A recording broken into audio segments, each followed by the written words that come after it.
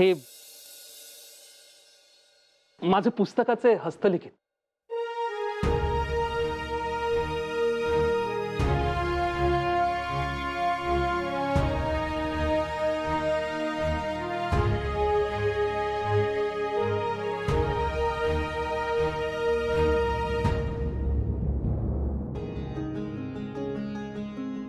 वाह, नाही खरोखरच फार अप्रतिम आहे. गोपाळराव या नावातच लिखाणाचा अंश आहे दिसतो. तुम्ही हे छापायचा विचार केलाय की नाही? खरोखर तुम्ही हे प्रकाशित करा. आणि तुम्ही अन्य कुठल्या नोकरीच्या शोधात असाल तर तुम्ही आमच्याकडेच का रुजू होत नाही? अर्थात तुम्हाला प्रशस्त वाटत असेल तर. बघा काय म्हणालो होतो मी, डेक्कन एज्युकेशन सोसायटीमध्ये गुणवंतांचं नेहमी स्वागत होतं. आता तुम्ही ठरवा तुमचा काय निर्णय तो. ठरवायचं काय यात? केसरीकारांसोबत काम करण्याची सुवर्ण संधी अशी समोरून आयती चालत आलेली असताना ती नाकारायला मी करंटा नाही. बोला, कधीपासून करू कामाला सुरुवात? आज, आत्ता, ताबडतोब. काम करणाऱ्याला मुहूर्त शोधायची काय गरज? आत्ता तुमच्या नोकरीची सगळी औपचारिकता पूर्ण करूया आणि कामास लागूया. कसे? हो, धन्यवाद. धन्यवाद.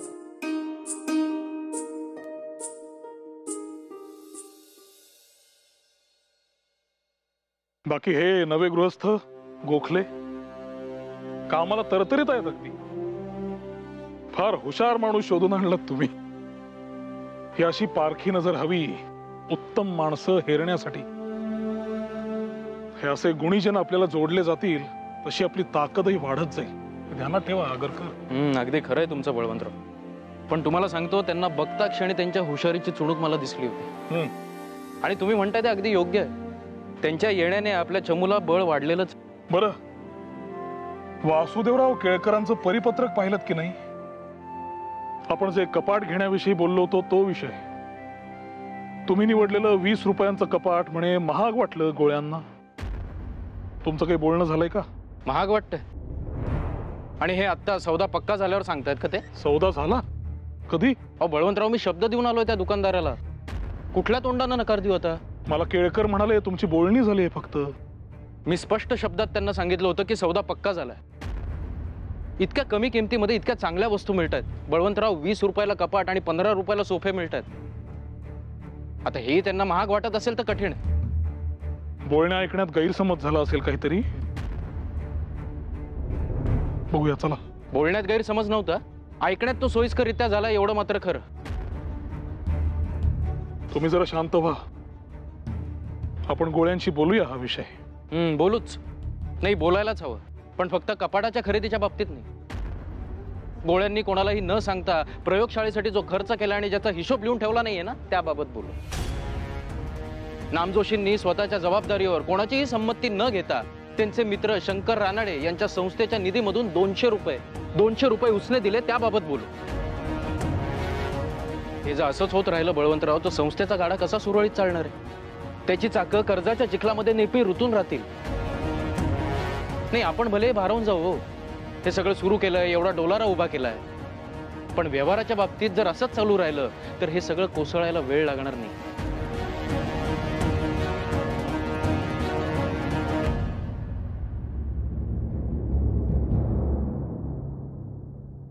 ताई, हे बघा, नव्यासारखी लखलखते अगदी.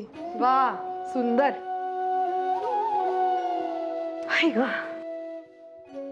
वहिनी, जरा हे पोहे निवडून झाले ना माझे की मग लगेचच लाडवाचं बेसन भाजायला घेते. फक्त तुमचं तेवढं आटपलं म्हणजे मला वरच्या डब्यातलं बेसन काढून द्याल. हा हो. बघता बघता नवरात्र आलं सुद्धा आणि दिवाळी पण आहेच की तोंडावर. घरात पोरं 3-3 आणि करणाऱ्या बायका फक्त आपण दोघी. गडबड आहे सगळी.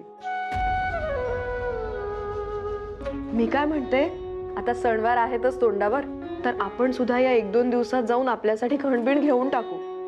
मला कृष्णेसाठी नवं परकर पुलक घ्यायचंच आहे आणि या दोघांसाठी सुद्धा छान बंड्या शिवायला टाकू. एकसारख्या शिव या दोघांना शोभून दिसतील अगदी, नाही?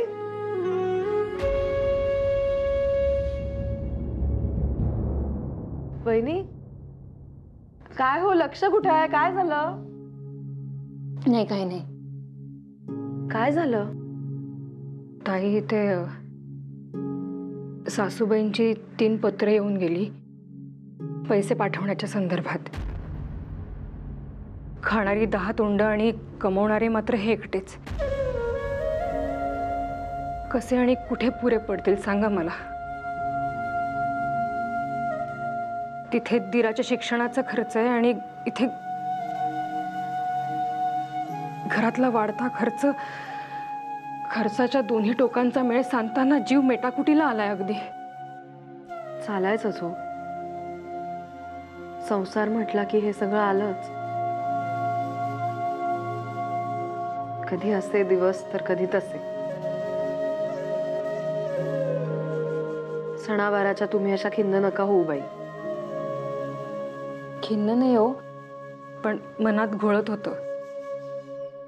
यशवंताची पहिली दिवाळी आहे की नाही. फार काही अशी हाऊस माऊस म्हणून नाही, पण एखादा नवा कपडा असावा त्याच्या अंगावर असं. पण तिथे त्यांना असं वाटेल की सासू कष्टात दिवस काढते, पाठवायला पैसे नाहीत आणि सून इथे मात्र सणवार साजरी करते. आता त्यांना काय आणि कसं सांगू. इथे माझ्या बाळासाठी साधी नवीन बंडी घ्यायला देखील पैसे नाहीत आमच्याकडे.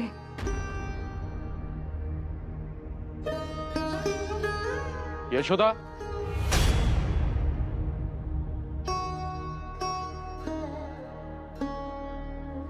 हे आज लवकर आलंय. यशोदा, जा बघा. आले आले.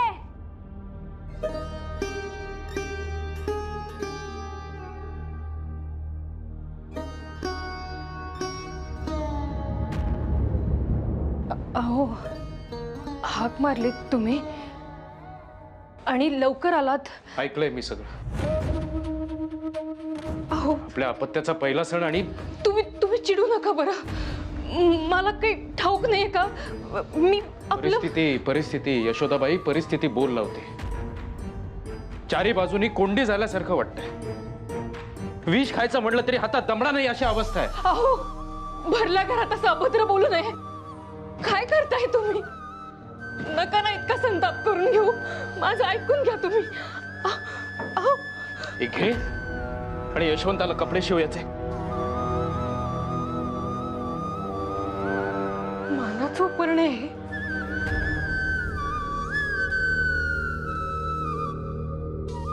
याला फाडून बाळाच्या अंगावरचे कपडे शिवू म्हणताय तुम्ही? या कपड्याची जर त्याला बोचणार नाही, पण माझ्या मनाला हा बाळ अंगारखा बोचत राहील त्याचं काय? हौस मौस काही इतकी महत्वाची आहे का की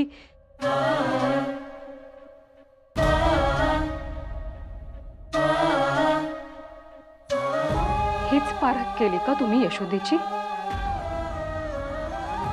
सांगा ना, हीच पारख केलीत का माझी? तुझ्या अपत्याचा पहिला सण यशोदा, आणि हौसेने एक साधा कपडा शिवता येत नाहीये तुला. यासारखं दुर्दैव काय असेल अजून? माझं अपत्य? मला काय एकटीला करायची का त्याची हौस मौस? हे काय आहे हे दिसत नाहीये का मला? तुमचं काळी जातून किती जळतंय ते. हौस मौस काय होत राहते हो, सणवार काय येत जात राहतात. आणि येईल असा एक दिवस येईल जेव्हा तलम रेशमी वस्त्राचा अंगरखा आपल्या बाळाच्या अंगावर असेल. पण छत्रपतींनी तुम्हाला दिलेलं हे उपरण आहे हो, मानाचं उपरण आहे. याला मी नाही काही बाई होऊ द्यायचे. याला मी अगदी जीवापाड जपेन. कशामध्ये जीव अडकवतेस यशोदा? अगं मला काय उपयोग आहे याचा? वापरणार तरी आहे का मी हे? आणि हे बघ, मगाशी रागाच्या भरात मी बोललो असेल, पण खरंच याचा अंगरखा शिव यशवंताला शोभून दिसेल त्याला. आणि बापाचा मान त्याच्या खांद्यावर बघताना मला कौतुकच वाटेल ग. मी खरंच सांगतो, हे घे आणि त्याला शांत व्हा तुम्ही. बसा तुम्ही आधी. हे घ्या पाणी. सावकाश.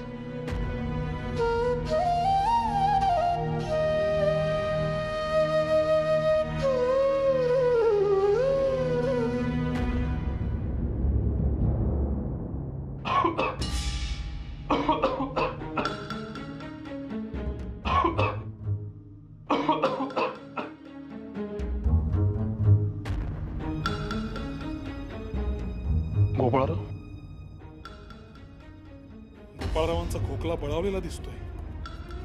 ते काही नाही. उद्या पहिले काम म्हणजे त्यांची प्रकृती तपासून औषधे बदलायची असतील तर जरा बघावे लागेल.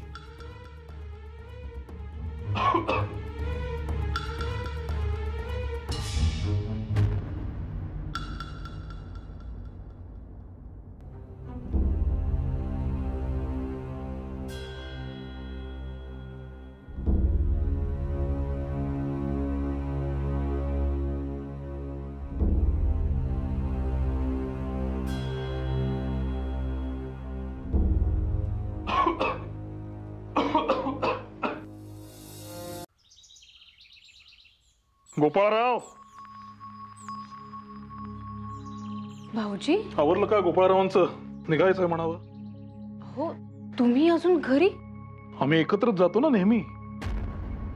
ते येथे असताना मी कसा पुढे जाईन? अहो, ते तर केव्हाच निघाले.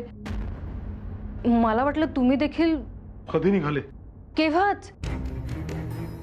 न्याहारी नाही, काही नाही, गडबडीत निघाले अगदी. बर. भाऊजी, रात्रभर यांना काही धड झोप लागली नाही. अस्वस्थच होते ते. सकाळी देखील लवकर उठले आणि आवरून निघाले. म्हणजे माझी पारोशीची कामं चालूच होती, तोवर हे तयार होऊन निघाले. मी विचारलं त्यांना, काय हो? तर म्हणाले महत्वाचं काम आहे. पण काय ते नाही सांगितलं, तसेच निघाले. भाऊजी, काय झालं? तुमच्या डेक्कन सोसायटीत काही झालं का? काहीही झालेलं नाही. तुम्ही काळजी करू नका. असेल काही खासगी काम म्हणून पुढे गेले असतील. येतो.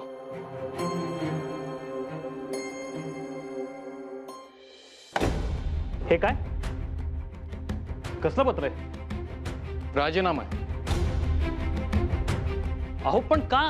इथल्या सदस्यांचा माझ्यावर विश्वास दिसत नाही आता, म्हणूनच हा राजीनामा तो व्यवस्थापक मंडळासमोर ठेवावा. गोपाळराव, तुम्ही शांत बसा आधी आणि मला सविस्तर सांगा नक्की काय झालं. हे बघा, माझा निर्णय झालाय, त्यामुळे याबाबत चर्चा करावी याची गरज मला भासत नाही. आणि अजून एक, त्या दुकानदाराला मी कबूल केलं होतं सोफा आणि कपाट घेऊन जाईन म्हणून, परंतु आता आपण निर्णय बदललाय, त्यामुळे त्याला ते परत घेऊन जायला सांगतो. हां, आणि निश्चिंत असा, ते घेऊन जाण्यासाठी गाडी आणि हमालाचा जो खर्च येईल तो मी स्वतःच्या खिशातून करीन. परंतु माझी एक मागणी. बोला, काय मागणी? गोळे आणि नामजोशी यांनी कोणालाही न विचारता जो खर्च केलाय त्याबाबत मंडळाने चर्चा करून योग्य तो निर्णय घ्यावा. अहो गोपाळराव, काय बोलताय तुम्ही हे? बळवंतराव, अहो तुम्ही तरी समजून सांगा. अहो, संस्था चालवायची म्हणजे भांड्याला भांडं लागणारच. त्यासाठी तडकाफडकी असा राजीनामा द्यायचा का? राजीनामा?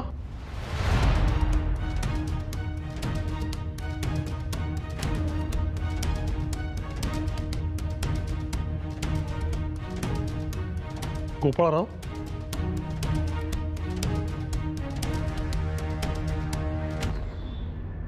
कपाट आणि सोफा या क्षुल्लक गोष्टींच्या खरेदीवरून बाचाबाची झाली म्हणून राजीनामा दिलात तुम्ही? हे म्हणजे साप समजून भुई धोपटण्यासारखे झाले. हा घ्या परत, निकेराच्या टोपलीत टाका जा. शुल्लक? तुमच्यासाठी शुल्लक गोष्ट असेल बळवंतराव, परंतु माझ्यासाठी फार गंभीर आहे हा मुद्दा. हा माझ्या नैतिकतेवर हल्ला आहे असं मी समजतो. कसला हल्ला? हल्ला शत्रूवर करतात आगरकर. तुम्ही आमचे शत्रू कधीपासून झालात? तर काय नाही, मगापासून बघतोय गोपाराव एखाद्या क्रोधाग्रस्त आल्यासारखेच वागतायत. आलेच आहेत हे राजीनाम्याचं अग्निअस्त्र पाजळत. दुर्दैव आपटे, दुर्दैव. आपल्या डोळ्यात देखत सर्व काही घडत असताना जणू काही घडतच नाहीये अशा आविर्भावात वावरणं सोपं असतं. असो, यावर अधिक चर्चा करण्याची मला गरज वाटत नाही. हा राजीनामा स्वीकारा आणि मला मुक्त करा. हो, काय सारखं राजीनामा राजीनामा लावलंय? नाही नाही गोपाराव, हे असं धमकी देणं बरोबर नाही, सांगून ठेवतो.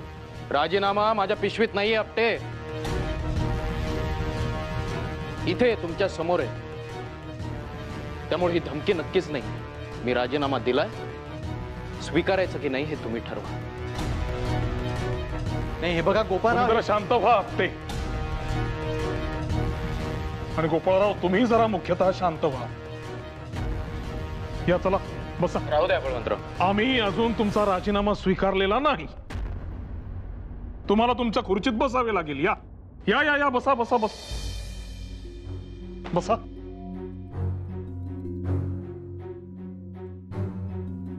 आगरकर, कारण काहीही असो, असा डोक्यात राख घालून विचार करणे योग्य नाही.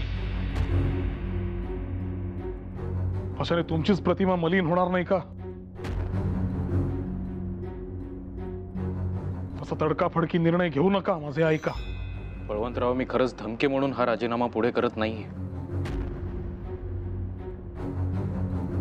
इथल्या कारभारातल्या अनेक गोष्टी मला खटकू लागल्यात, म्हणून मला असं वाटतंय की मी इथे थांबावं.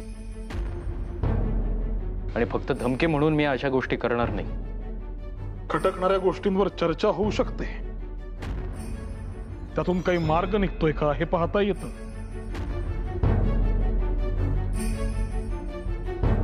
शांत व्हा तुम्ही.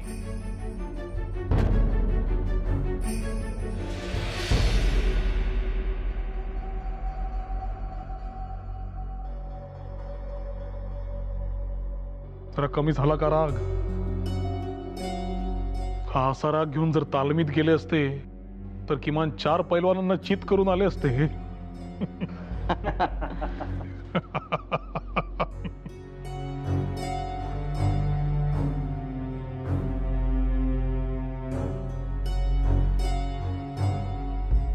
बरं, वाक्यमीमांसाचं काय झालं? होईल पूर्ण लवकरच. होळकरांना दाखवायला घेऊन जाईन असं म्हणतोय. उत्तम. मी यावे का बरोबर? आलात तर बरं होईल. येतो मग.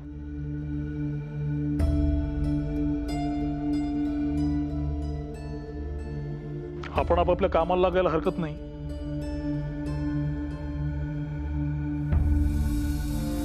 हे खाजगीकडील हिशोब.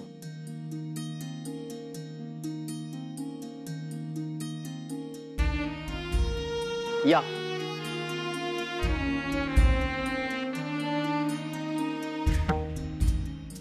या बसून घ्या.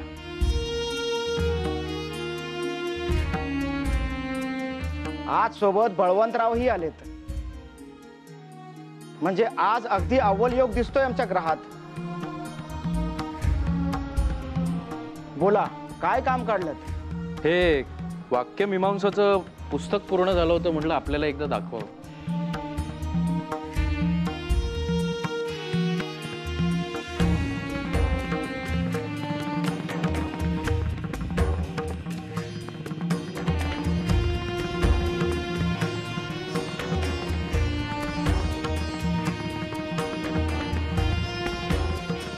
गोपाळराव, माझ्या मनात बऱ्याच दिवसांपासून एक विचार घोळतोय. मराठी लेखकांची पुस्तके विकत घेण्याचा माझा मानस आहे. आपण सुरुवात आपल्यापासून केली तर? फारच उत्तम विचार आहे. लेखकांना राजाश्रय मिळाला तर सन्मानच मिळेल त्यांना. आपण आपली वाक्यमीमांसा आणि विकार विलसित या पुस्तकांच्या 500 प्रती इंदूरच्या वाचनालयासाठी पाठवून द्या. या संदर्भातली जी काही प्रक्रिया आहे ती गुप्तेंशी बोलून ठरवून घ्या. आपण निश्चिंत असा. आपली इच्छा म्हणजे आमच्यासाठी आज्ञा आहे ती. मी लवकरात लवकर पुस्तकं इंदूरला पाठवण्याची व्यवस्था करतो. धन्यवाद.